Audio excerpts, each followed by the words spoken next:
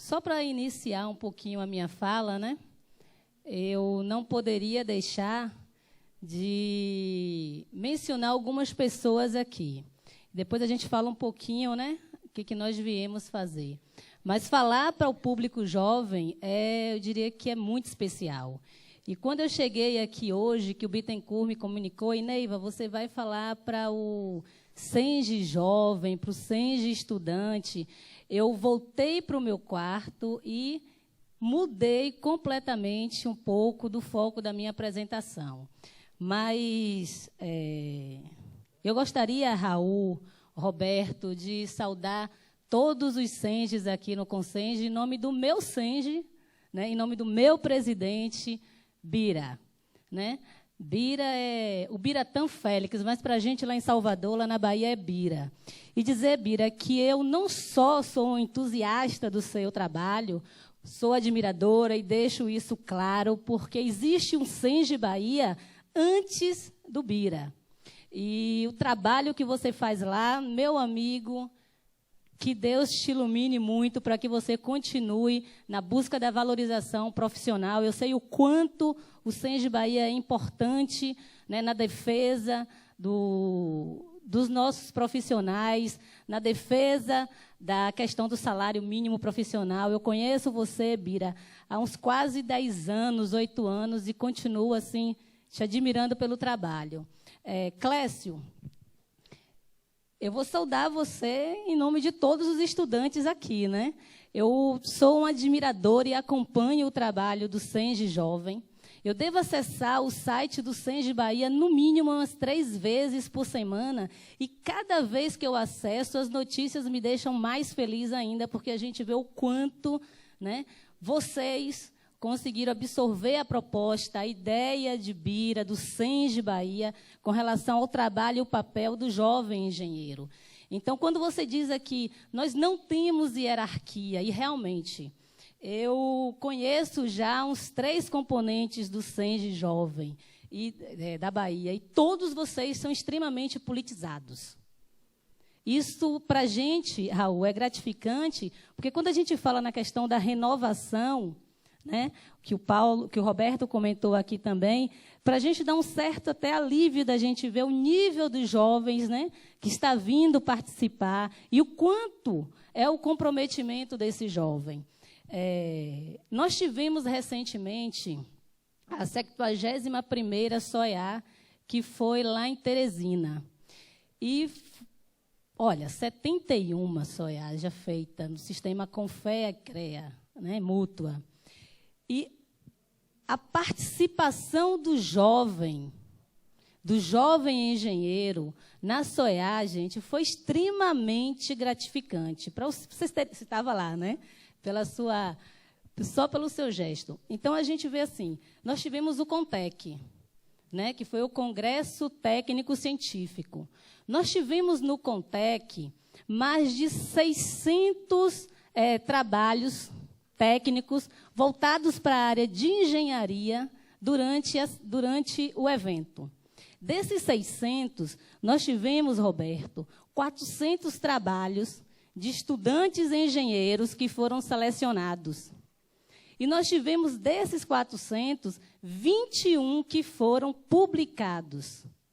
Então, eu diria tranquilamente, Raul, que nunca mais na história da engenharia brasileira vai existir uma SOEA sem a participação do jovem engenheiro, sem a participação, a contribuição dos estudos técnicos científicos, que certamente esses 21, Roberto, a gente vai conseguir lá na frente ver o quanto a contribuição do jovem hoje vai mudar. Teve um estudo, um trabalho técnico que é de um rapaz lá da Paraíba. Eu convido vocês a visitar o site do Confea e pegar esse trabalho técnico, porque daqui a certamente 10 anos a gente vai enxergar a mudança da sustentabilidade voltado para a área da agronomia dentro desse estudo que foi o selecionado e, digamos assim, o ganhador, né, de todos os 21 que foram selecionados. Então, vale a pena, e eu certamente, Raul, nunca mais vai existir um congresso da FICENGE sem a participação dos jovens, jovens engenheiros. Isso aí para a gente, com certeza. Na SOEA, Semana Oficial de Engenharia e Agronomia, que eu digo que é a semana oficial da área tecnológica, porque ali está concentrado todos os profissionais, né, da área tecnológica. Em aproximadamente 4.000 profissionais, 4.000 participantes, não profissionais, participantes, 1.350 foram estudantes. Então, 1/3 da SOEA que aconteceu no Piauí, em Teresina, foi a participação dos estudantes de engenharia.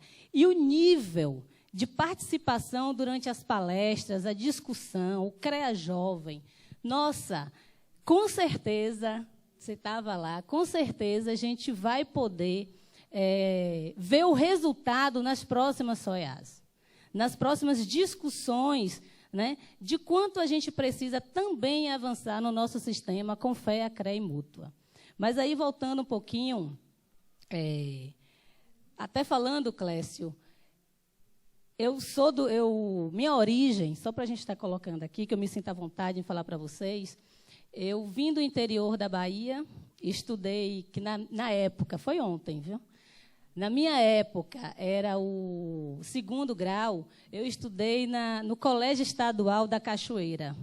Quem é do recôncavo da Bahia sabe a importância da cidade de Cachoeira para a independência do Brasil.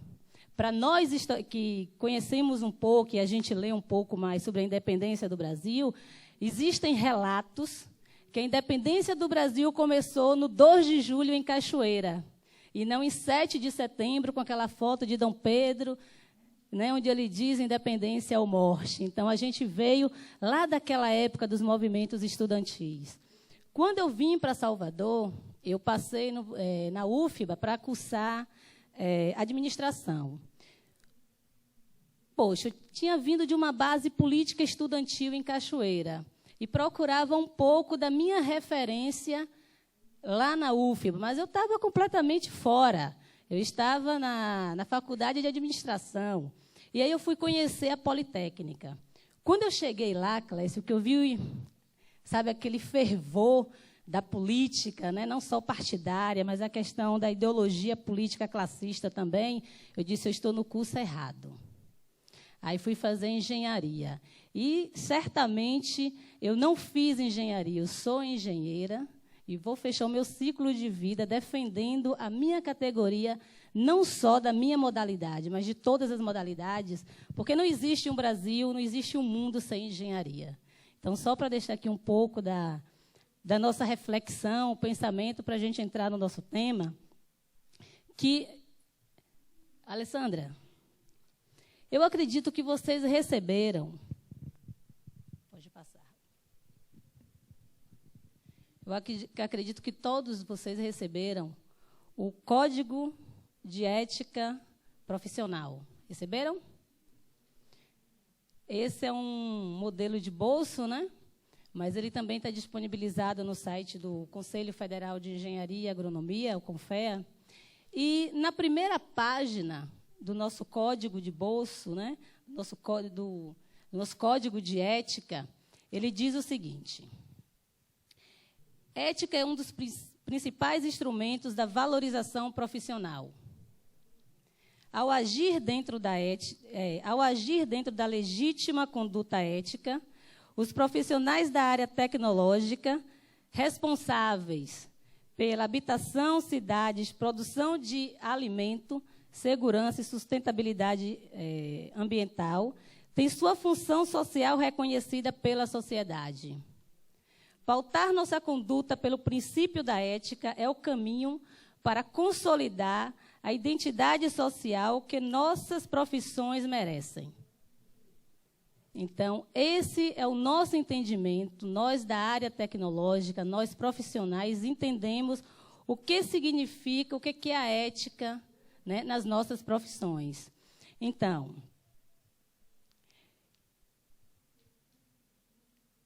vamos falar como, né, a origem, como surgiu todo um trabalho para nós chegarmos ao nosso Código de Ética Profissional. Em 1971,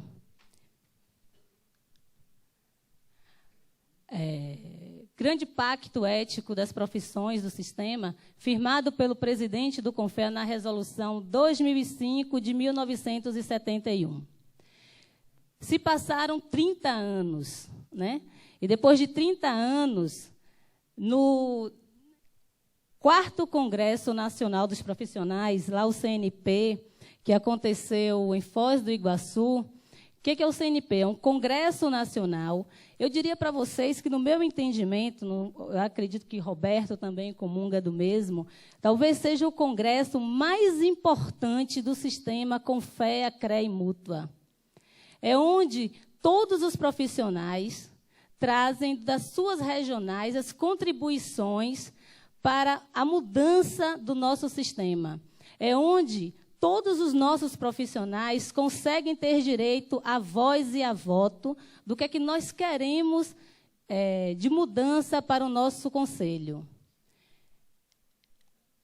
Lá em 2001, no Congresso, lá em Foz do Iguaçu, foi a aprovação da proposta de revisão do Código de Ética Profissional, indicação do Colégio de Entidades Nacionais, o CEDEM, que a FICENGE faz parte, né, Roberto? Para desenvolver o trabalho de viabilidade das mudanças manifestadas. Né? Lá em 2002, houve uma deliberação do CEDEM, que é o Colégio de Entidades Nacionais, com o texto de um novo Código de Ética, aprovado pelo plenário do Conselho Federal. Já em 2002, né, a Resolução 1002 adota o Código de Ética Profissional da Engenharia, da Agronomia, da Geologia, da Geografia e da Meteorologia, e as outras profissões, que são os tecnólogos e os técnicos. Lá no artigo 1º do nosso Código de Ética, a gente fala da adoção do Código de Ética. No artigo 2º, obrigatório para todos os profissionais da engenharia e da área tecnológica. No artigo 3º, nós falamos, o CONFEA deve editar resolução adotando o novo Manual de Procedimentos para a condução de processo de infração do Código de Ética. Lá no 4º, campanha nacional visando ampla divulgação deste código pelo CONFEA e pelos CREAS. Já no 5º, Código de Ética Profissional, em vigor a partir de 1º de agosto de 2003. Volta para mim só um pouquinho, Roberto, por favor. Pronto. Então, aqui, quem fez parte, né, desse novo modelo do manual do Código de Ética? Nós tivemos a participação de 28 entidades, onde a FICENGE também fez parte, colaborou bastante com esse trabalho. Código de Ética Profissional da Engenharia, da identidade das profissões. As profissões são caracterizadas por seus perfis próprios, saber científico, tecnológico, expressão artística e por resultados sociais e econômicos. Não dá para a gente explanar um pouco mais com relação a esse assunto, porque ele está escrito. Então, a gente tem que, basicamente, dar uma lida e falar um pouco, trazer um pouco para a história do passado, atual, mas não dá para a gente dar uma explanação mais, digamos assim, mais uma opinião da Ineiva na condução, né? Mas a gente traz aqui para que vocês, no final, mais vocês vão entender também qual o papel do CREA, do CONFEA, da Mútua, né? Dos princípios éticos, né? Então, nós temos aqui o artigo 8º. Pode passar, Roberto, que aí eu vou ficar lendo. Nós temos dos deveres, né? Isso aqui é importante para a gente. Divulgar os conhecimentos científicos, artísticos e tecnológicos inerentes à profissão. Preservar o bom conceito da profissão. fornecer informação certa e objetiva, atuar com imparcialidade, impessoalidade em atos arbitrários e periciais, alertar sobre riscos e responsabilidades relativas às prescrições técnicas, atuar em lealdade. Aí nós temos lá das condutas. Pode passar. Nós temos dos direitos, né? Então, o que é que prevê lá no nosso Código de Ética, no artigo 11º? A livre associação e organização em corporações profissionais, a exclusividade do exercício profissional, ao reconhecimento legal, a representação institucional. Aí nós temos lá, né, a questão da infração ética, todo ato cometido pelo profissional que atende contra os princípios éticos, descumpra os deveres do ofício, pratique conduta vedada ou lese direitos reconhecidos. Nós temos lá, pode passar, deixar para dar uma fechada. Na resolução 1004 também, onde a gente aprova a regulamentação para a condução do processo ético disciplinar. Aí a gente fala um pouquinho da Comissão de Ética Profissional, né? Órgão auxiliar das câmaras especializadas, que tem entre suas atribuições iniciar o processo ético, instruir processos de infração, ouvindo testemunhas e partes, realizando diligências, emitir relatório fundamentado. Aí a gente fala um pouco o que é que prevê no nosso Código de Ética da Engenharia, do julgamento, a gente fala um pouco do processo da Câmara Especializada, tem tudo nesse Código de Ética aí que vocês têm. Aí a gente vai falar um pouco mais das ações mais recentes do Conselho Federal de Engenharia e dos regionais dos CREAs. Ação integrada do Conselho Federal de Engenharia, o CONFEA, com as Coordenadorias Nacionais de Câmaras Especializadas, o CEDEM. Colégio de Entidades Nacionais e Comissão de Ética e Exercício Profissional, o CEP. Inclusive, aqui no nosso... Eu sou do SENGE Bahia e já fui conselheira também do CREA Bahia, e aqui no nosso evento, nós temos a